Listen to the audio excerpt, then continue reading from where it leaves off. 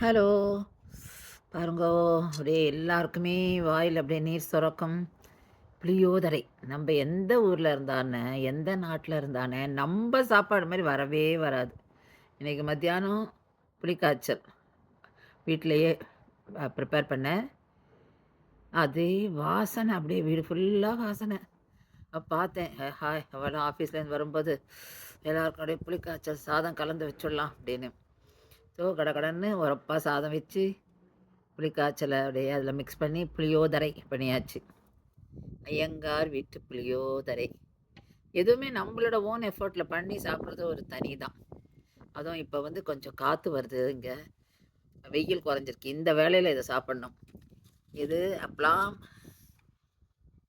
வத்தல், கூழ் வத்தல் இது. இது வீட்ல போட்டது. இங்க போட்டது இந்த ஊர் வெயில்ல. அப்புறம் ஜவ்வரிசி வத்தல். இதுவும் இங்க போட்டது. ஆஹா! சாப்பிடலாம். வாங்க நீங்களும்.